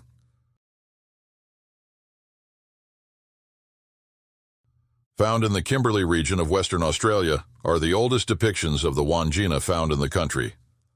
Wandjina are revered cloud and rain spirits, deeply woven into the spiritual fabric of the Wandjina Woongur cultural bloc of Aboriginal Australians. For the Mwandjum community, the Wandjina and their artistic representations are not just relics of the past. They remain a vital and active part of their cultural heritage, intrinsically connected to their traditions and beliefs. The distinct style of the Wandjina rock art began to emerge around 4,000 years ago, following the end of a prolonged drought and the onset of a wetter climate. Characterized by bold strokes and vivid colors, black, red, and yellow on a white background, the Wandjina figures appear either individually or in groups, positioned to fit the contours of the rock surfaces. These depictions are often accompanied by symbolic elements like the rainbow serpent or yams. A common feature of these paintings is the portrayal of large upper bodies and featureless faces, with eyes and a nose but no mouth. According to Aboriginal tradition, this absence signifies their immense power. The Wandjina do not need to speak, and if they had mouths, the rains would be endless. Encircling their heads are bands or blocks of color, thought to represent lightning emanating from their transparent helmets. To this day, these sacred paintings are considered to hold profound spiritual power, demanding the utmost respect. To ensure the continued presence of the Wandjina, the indigenous people of the Mwandjum community participate in annual repainting rituals, not only to preserve the sacredness of the art, but to also guarantee the arrival of the monsoon rains, ensuring the continuity of life and culture. Within the province of Brescia, Italy, lies one of the world's most mysterious and awe-inspiring sites, Valcamonica. Home to the largest collection of prehistoric petroglyphs ever discovered, Valcamonica earned a well-deserved place on the UNESCO World Heritage List in 1979, a recognition of its profound historical significance. Estimates suggest that between 200,000 to 300,000 individual markings have been etched into these stones over thousands of years, with some of these carvings stretching back more than 3,000 years, offering us a rare glimpse into the distant past. Though most of the petroglyphs are considered prehistoric, traces of more recent engravings can be found scattered among them. From the Roman period through the medieval era and even as late as the 19th century, the carvings themselves are as varied as the time periods that shaped them.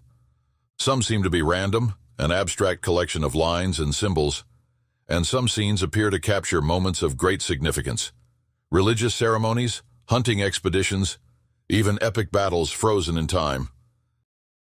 While we may never fully decode or understand the messages left behind by those who walked this land so long ago, Valcamonica will continue to captivate those who learn about its incredible history. Some sounds can be explained. Footsteps in an empty building, the creak of the floor in an old house, the buzz of a mosquito in your ear. But others defy logic altogether. Across the world, strange and mysterious recordings have captured eerie sounds that seem to come from nowhere, or perhaps from something we were never meant to hear. From an unexplained voice captured on a sleep app to the haunting transmission of a number station, and even the unsettling sounds of deep space, these recordings continue to baffle experts and send chills down the spines of those who dare to listen. On this episode, we explore 5 of the most mysterious audio recordings ever captured, for the 3rd time. But be warned, some of these sounds may stay with you long after the video ends. This is Fireside Unsolved, episode 144, 5 Mysterious Audio Recordings, part 3.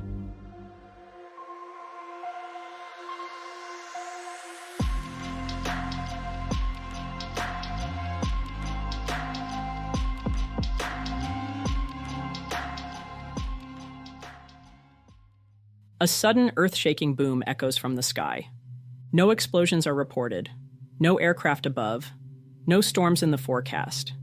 Just a strange, incredibly loud sound, one that rattles windows and sends shivers down spines.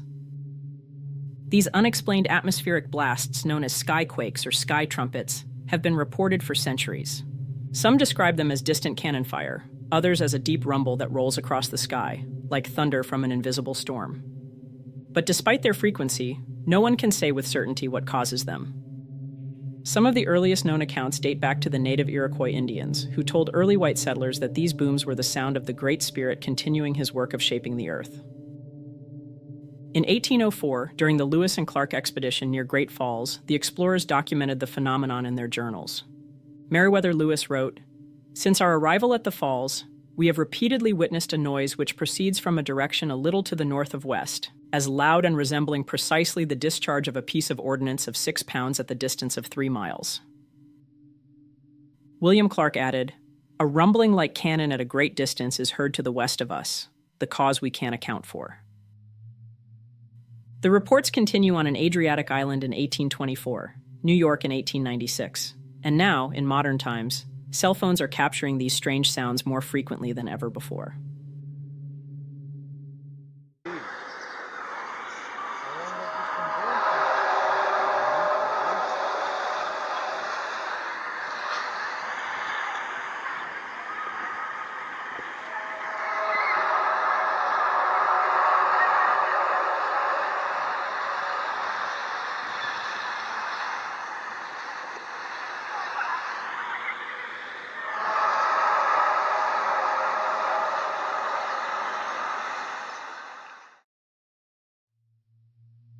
Scientists have offered theories: shockwaves from meteors, distant earthquakes reverberating through the sky, massive waves crashing onto land, or even pockets of trapped air collapsing in a violent release.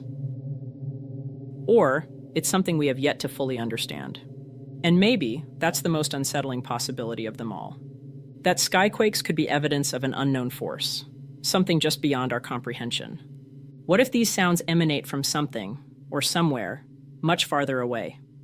Perhaps not of this Earth at all. Until we find a definitive answer, the mystery of skyquakes remains unsolved. A reminder that, even today, the sky above us still holds secrets waiting to be discovered. In 2014, a woman on Reddit shared a post asking for feedback on a strange and unsettling audio recording she had discovered on her phone. She explained that she had been using a sleep tracking app, one designed to monitor movement and sounds throughout the night to help improve sleep habits. The app recorded common noises like snoring, shifting in bed, or occasional coughing. But on one particular morning, as she reviewed her activity from the previous night, she found something terrifying. That night, she had been sleeping in her bed with her 3-year-old child.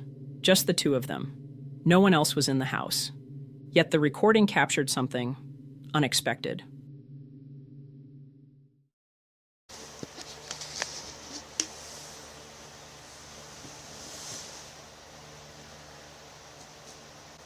What are you doing?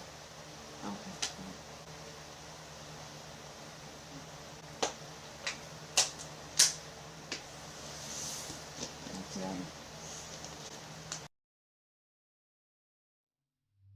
Though the details of the audio remain unclear, the post quickly gained traction, with users speculating on what might have caused the eerie sounds.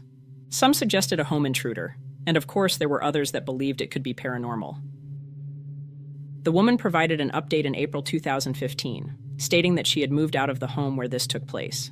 But beyond that, the mystery remained.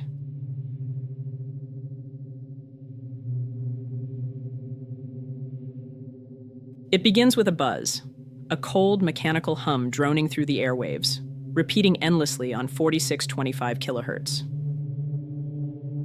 Since at least the late 1970s, this strange transmission, known as UVB-76, or simply the buzzer, has echoed across shortwave radios worldwide. Day and night, the sound persists, interrupted only on rare occasions.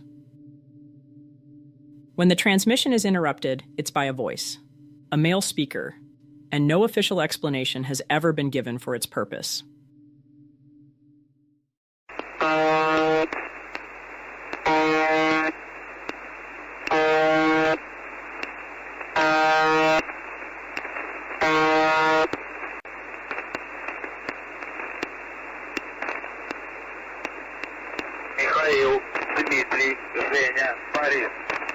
Михаил, Дмитрий, Женя, Борис. 85, 343, Константин, Роман, Иван, Николай, Ульяна, Михаил. 01, 48, 04, 95. Павел, Роман, Иван, Ольга, Роман, Иван, Татьяна, Елена, Татьяна. 1408 28 71.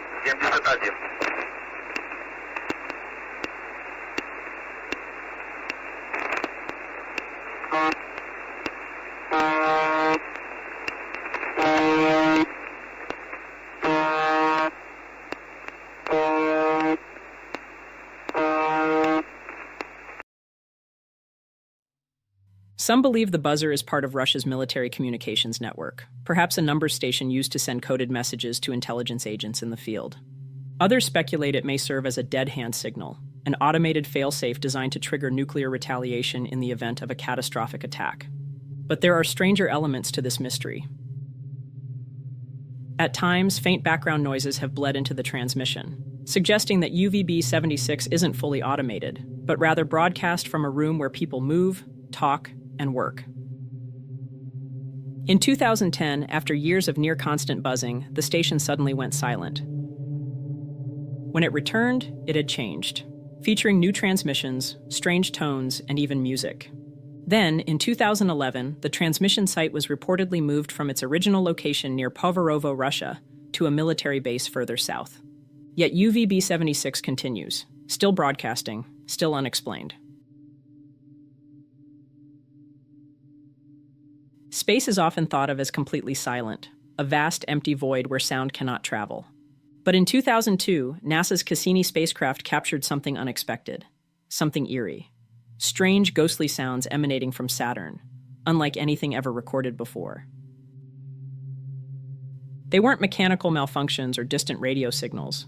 They were something far more mysterious, an unearthly symphony playing in the depths of space. These sounds aren't traditional audio, but rather intense radio waves, naturally emitted by Saturn's auroras, immense light displays caused by charged particles colliding with the planet's magnetic field.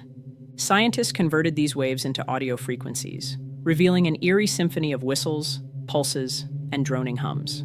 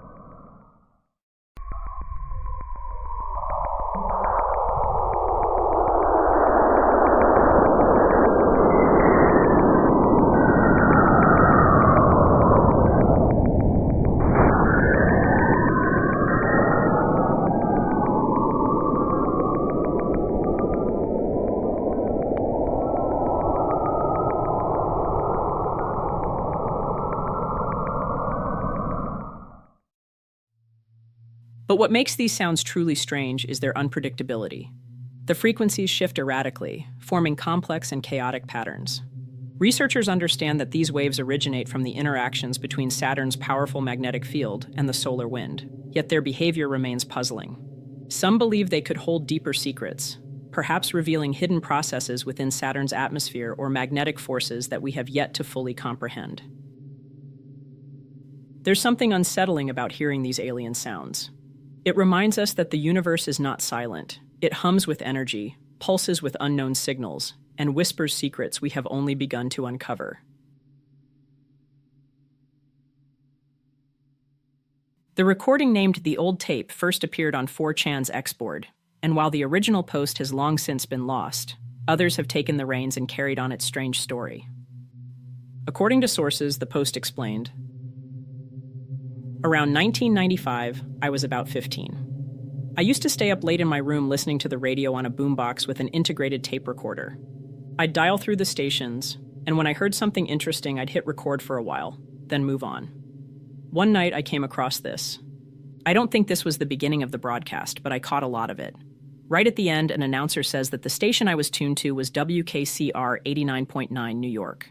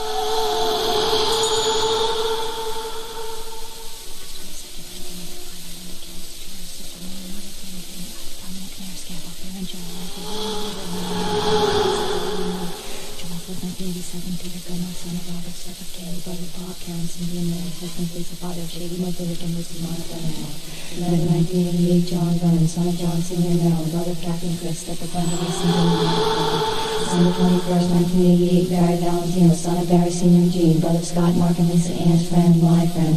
February 1985, Frank Oppenheimer, brother of Robert, husband of Jackie Emily, father of Michael, our friend. May 1987, Henrietta Graham, mother of Ian and Ralph Sally, my friend. March 17, 1988, Edward McGellis, brother of William, Jim, May, and Peggy, father of Shirley, Abby, and Geraldine. April 1988, Ruth Manani, wife of Barbara, friend of Bob and me. October 1988, Morgan Shoemake, father of Barbara, husband of Elsie, Barbara's dad. August 22nd, 1985, Irene McGellis de Tullio. Sister of Millie, Margaret, Dan, Tony, Ida, Dominic, Nair, Scat, Elvira, and Joe. Wife of William, mother of Mary Ann, grandmother of Liz and Billy, and me. July 4th, 1987, Peter Gunlock, son of Robert Step of Kay, brother of Bob, Karen, Cindy, and Mary, husband of Lisa, father of Shady, Mocha, Rick, and Lucy. My brother-in-law. November 1988, John Burns, son of John Sr. and Marilyn, brother of Kathy and Chris, step of Brenda, Lisa, and Billy. December 21st, 1988, Barry Valentino, son of Barry Sr. and Jean, brother of Scott, Mark, and Lisa, Ann's friend. February 1985, Frank Oppenheimer, brother of Robert, husband of Jackie and Millie, father of Michael. May 1987, Henrietta Graham, mother of Ian and Ralph Sally. March 17, 1988, Edward McGellis, mother of William, Jim, and Peggy, father of Shirley, Abby, and Geraldine. 1988, Ruth Manani, wife of Uncle, friend of Bob. October 1988, Morgan Shoemake, mother of Barbara, husband of Elsie, kidney failure.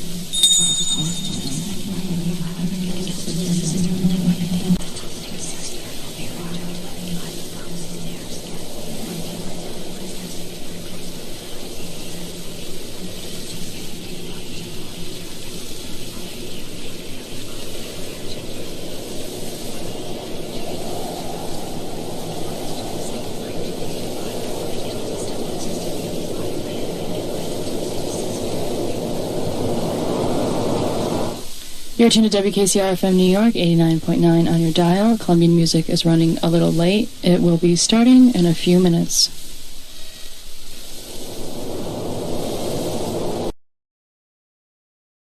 To this day, all we know is that it was either a well-done hoax or someone did hack the radio station, taking the opportunity to transmit this strange recording.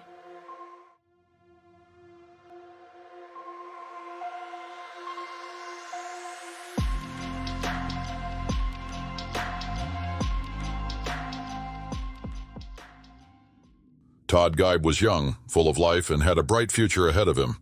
At 22, he was working a steady job, loved the outdoors, and was known for his friendly, outgoing personality. To those who knew him, Todd was the kind of guy who made friends easily and lived life to the fullest. But it was on the night of June 11th, 2005 that something went terribly wrong. Around 7:30 p.m. that evening, he left his apartment where he was living with his cousin to head to the Half Moon Bar and Grill. The plan for the night was simple. Todd would meet up with some friends for dinner and drinks, and then head over to a party at an apple orchard in Casnovia, Michigan. At approximately 9:30 p.m., Todd and his friends left the bar and hopped into a friend's car for the short trip to the orchard, just a mile and a half from his apartment. When they first arrived, the party was fun, but as the night wore on, the atmosphere began to shift. By 12:45 a.m., things were getting out of hand. What started as an argument quickly escalated, threatening to turn into a full-blown brawl. For Todd, that was enough. He had no interest in sticking around to see how things played out. Deciding to leave, Todd set off on foot, making his way toward home. At some point, he pulled out his phone and called the friend who had driven him there, but the call went to voicemail. In his message, Todd sounded calm, even casual, saying he was going to walk back to his apartment. It wasn't unusual. After all, the distance wasn't far, and Todd knew the area well. No one thought much of it at the time. Then something strange happened. Between 12:47 and 12:57 a.m., Todd made a series of phone calls, short, cryptic, and deeply unsettling. In one call, he reached out to a friend and simply said, "I've had enough." In another, his message was even more alarming. "I'm in a field." And then, silence. The call abruptly cut out. Worried, his friend called him back. The phone picked up, but Todd didn't speak. Instead, all she could hear was something strange on the other end, either heavy breathing or the sound of rushing wind, before the line went dead once again. After that, there was nothing more from Todd, no more calls, no more messages.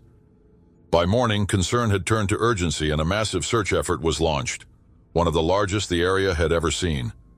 Nearly 1,500 police officers and volunteers scoured the orchard, the party site, and the stretch of road Todd would have taken to get home. Even aircraft were deployed, sweeping the landscape from above. They didn't search just once. They combed the area 3 times, meticulously covering every inch. But there was nothing. No footprints, no clothing, no phone. It was as if Todd Geib had simply vanished into thin air. Then, on July 2, 2005, 3 weeks after his disappearance, the body of Todd Geib was found. His remains were located in Ovid Hall Lake, just 2 miles from his home, right in the middle of an area that had already been searched extensively. But it was the position of his body that baffled investigators. Todd wasn't floating face down, like most drowning victims. He wasn't tangled in debris or trapped beneath the water's surface. He was found standing upright in the lake, his head and shoulders breaking above the water, as if he had simply paused mid-swim and never moved again. It was as though he had been placed there. Even more bizarre, he was fully clothed. His wallet was still in his pocket. There were no immediate signs of struggle, no obvious wounds, no explanation for why he had ended up there in the first place. An autopsy was conducted on Geib's body, and while no external injuries were found, one detail stood out. His blood alcohol content was 0.12, a level that suggested he was quite drunk at the time of his death. With this information, authorities quickly ruled his death an accidental drowning, likely caused by his inebriation. The theory they had was simple. Todd had attended the party, became heavily intoxicated, then wandered off, perhaps not fully aware of his surroundings, and ultimately ended up in the lake. It seemed like a reasonable explanation, a tragic accident, nothing more. But as with many unsolved mysteries, the simplicity of the conclusion doesn't always tell the whole story. There are lingering questions that refuse to be swept away by the official ruling.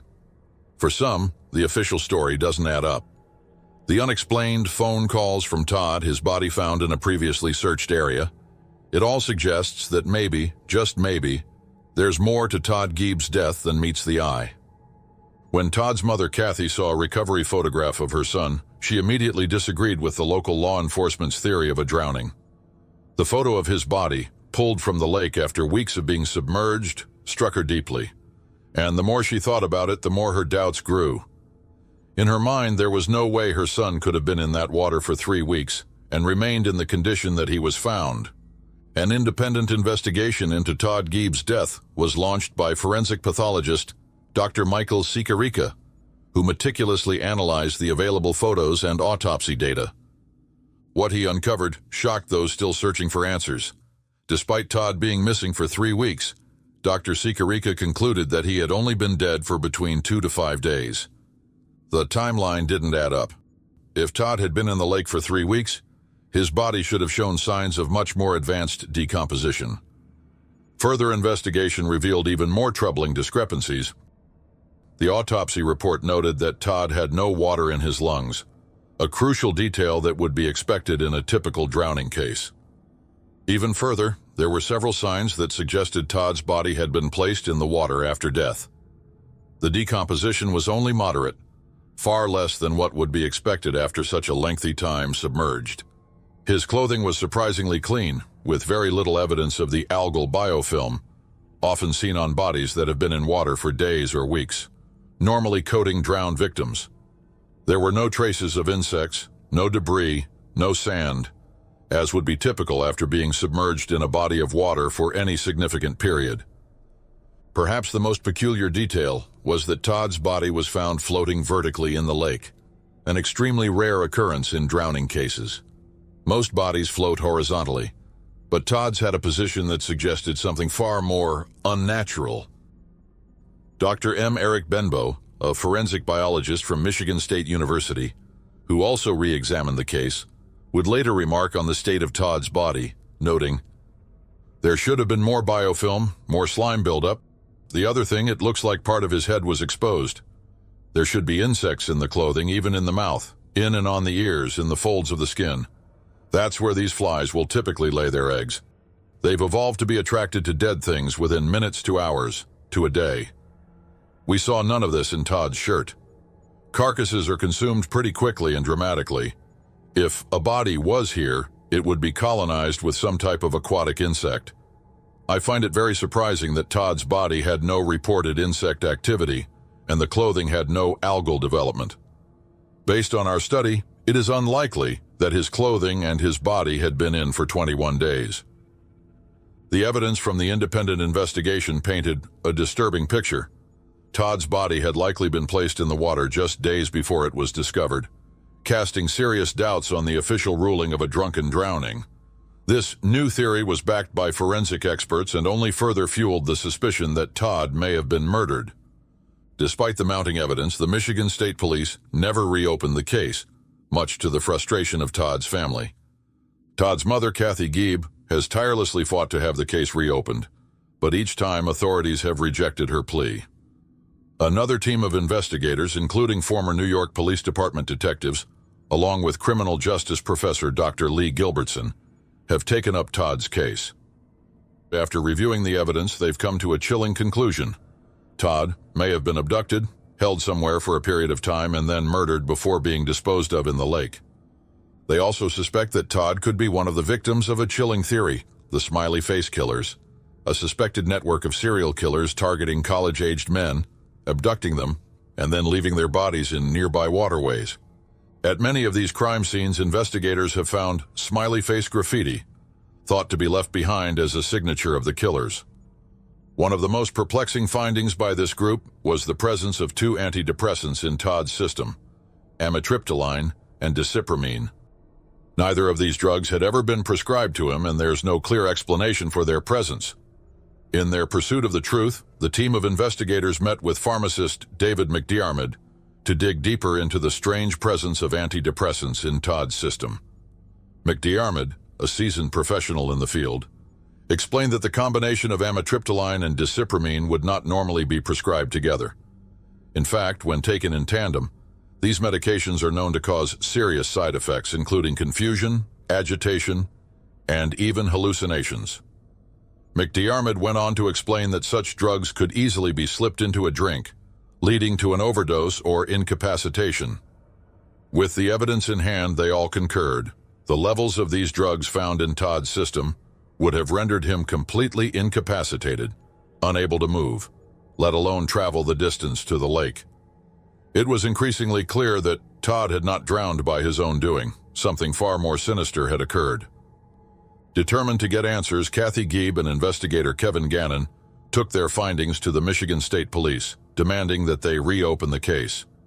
They were able to secure a meeting with the Muskegon County prosecutor to present the new evidence, hoping it would compel authorities to reconsider their conclusions. But despite all of this new information, Todd's case remains unsolved.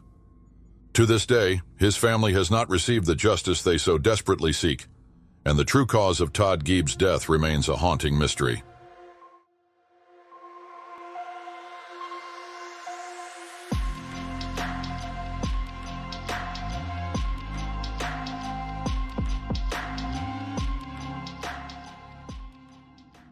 Imagine a world where knowledge isn't just passed down by teaching or experience, but instead spreads like a ripple through the fabric of consciousness itself.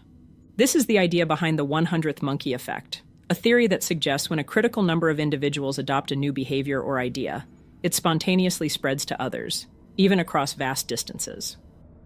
The origins of the 100th monkey effect can be traced back to studies conducted in the 1950s on Koshima Island, Japan. Primatologists provided Japanese macaques with food, such as sweet potatoes and wheat, in open areas, like beaches, to study their social structure and eating habits. During these observations, a young female monkey was first seen washing her sweet potatoes in a stream to remove sand and grit, making them easier to eat. Gradually, other monkeys on the island began adopting this behavior, and over time, it spread throughout the troop. But then, something bizarre happened, allegedly. Scientists reportedly observed that once a critical number of monkeys, the so-called 100th monkey, learned the behavior, researchers claimed that monkeys on entirely different islands, who had no physical contact, began washing their food as well. However, modern researchers have challenged the theory, pointing out flaws in the research completed in the 1950s in Japan. For example, there was, and still is, no documented reports of a sudden jump in behavior between distant monkey populations, only gradual learning over generations. However, even if the effect isn't literally true, its metaphorical power is undeniable. History has shown us that ideas often reach a tipping point, when a small movement becomes a revolution, when obscure concepts become mainstream overnight. It's shown that ideas are powerful. They spread, evolve, and take on lives of their own. And sometimes, when enough minds embrace an idea, the world can change overnight. So it's possible it's just about the sheer power of momentum. The moment when an idea stops being just an idea, and it becomes an unstoppable force. And maybe we are closer to that point than we think.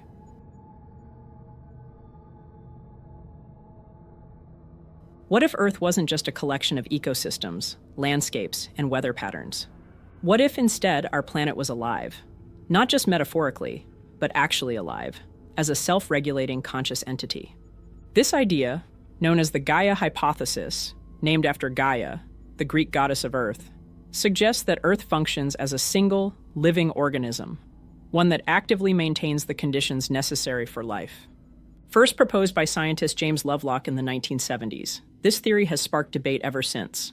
Could it be possible that our planet is more than just a passive rock, floating in outer space? Could it actually be aware?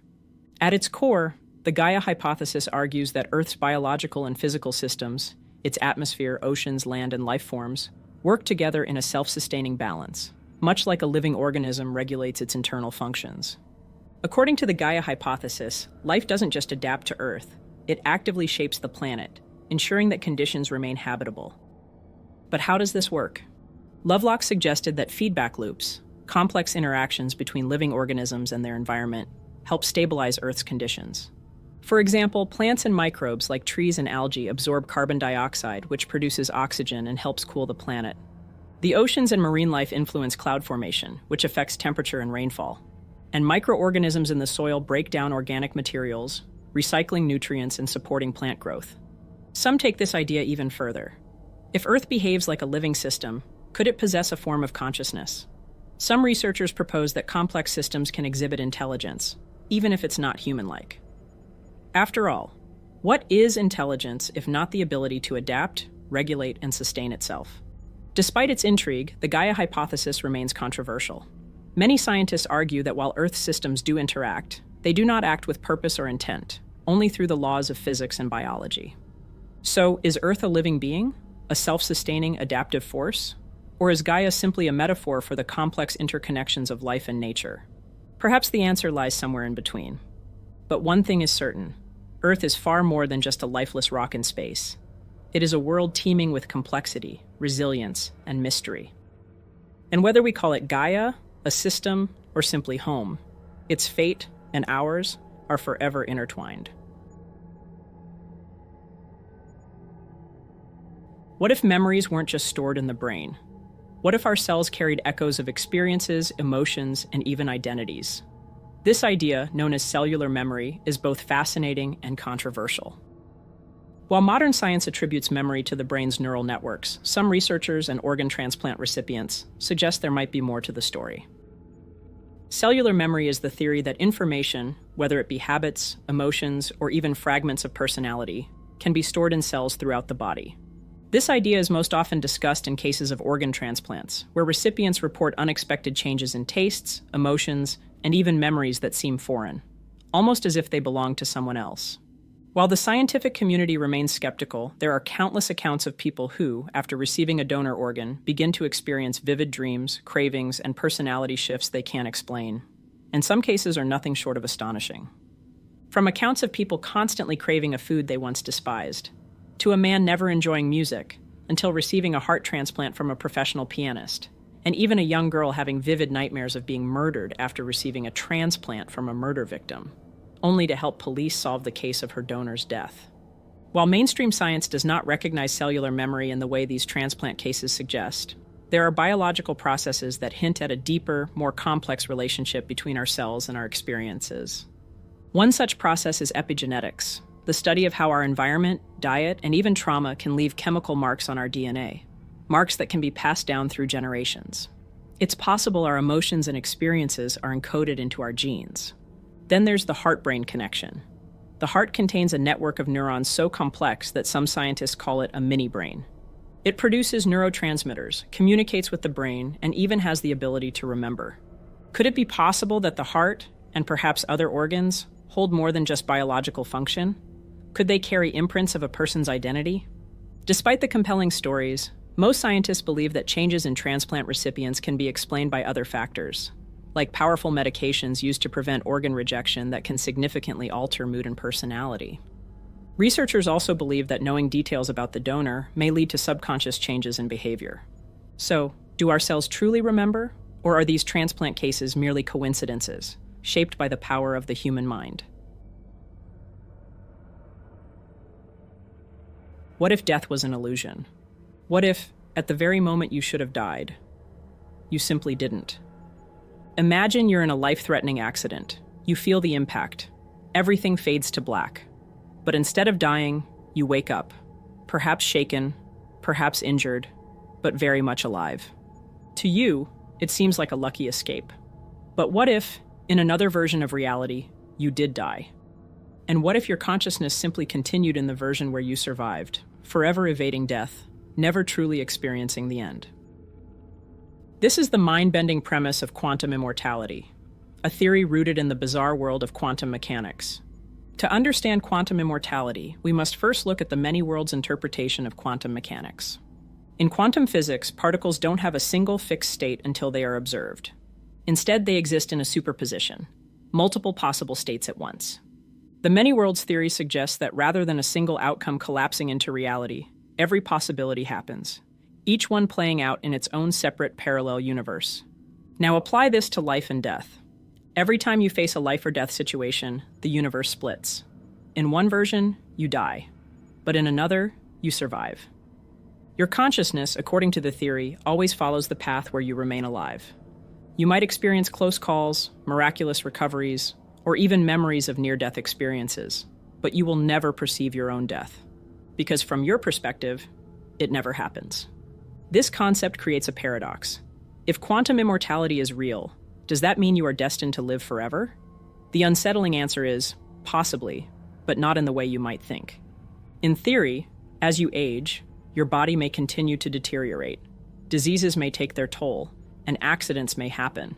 But in some version of reality, no matter how improbable, you always persist. Even if it means surviving against impossible odds, even if your body reaches a state that defies medical explanation, there will always be one timeline in which you go on.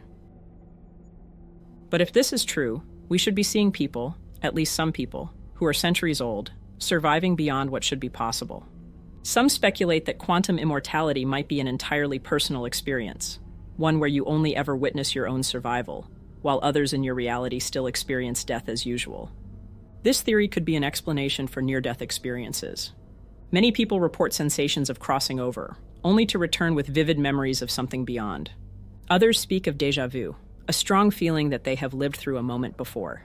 Could these be remnants of other versions of ourselves, echoes from timelines where our fate played out differently? At first, quantum immortality sounds like a promise of living forever. But there's a darker side. If you can never truly die, that means you could be trapped in an endless existence, potentially suffering through injuries, diseases, or unimaginable isolation.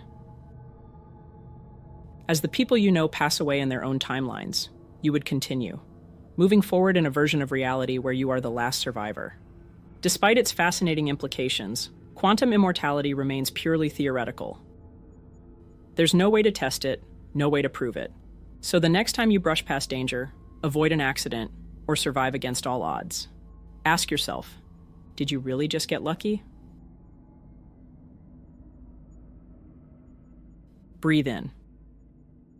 Now breathe out. Every inhale fuels your body, keeping you alive. But what if the very thing sustaining you is also silently killing you, just too slowly for you to notice? This is the hypothesis that oxygen is a poison, one that doesn't kill us instantly, but instead takes decades to do its work. According to this idea, aging and death are not just inevitable biological processes, but the long-term effects of a lifetime of oxygen exposure. Oxygen is the foundation of life as we know it. Our cells use it to convert food into energy, producing adenosine triphosphate, or ATP, the molecule that powers almost every function in the body. But this same process generates free radicals. These unstable molecules wreak havoc inside our cells, damaging DNA, proteins, and cellular structures. Over time, this oxidative stress builds up, leading to aging, disease, and eventually, death. We are, in essence, rusting from the inside out, just like metal exposed to the elements. If oxygen is truly poisonous, why doesn't it kill us instantly? The answer lies in evolution. Life has adapted to tolerate oxygen, but only within certain limits.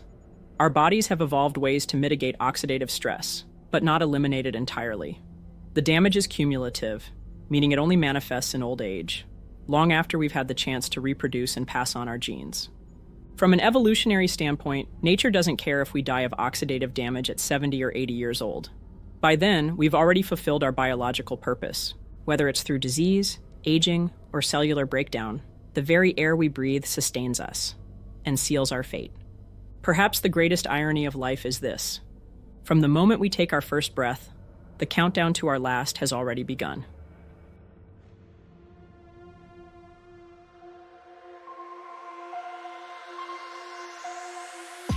Thank you for joining us for another episode of Fireside Unsolved. If you haven't already, please like and subscribe to help the channel grow. Until next time, take it easy and be easy, you filthy bastards.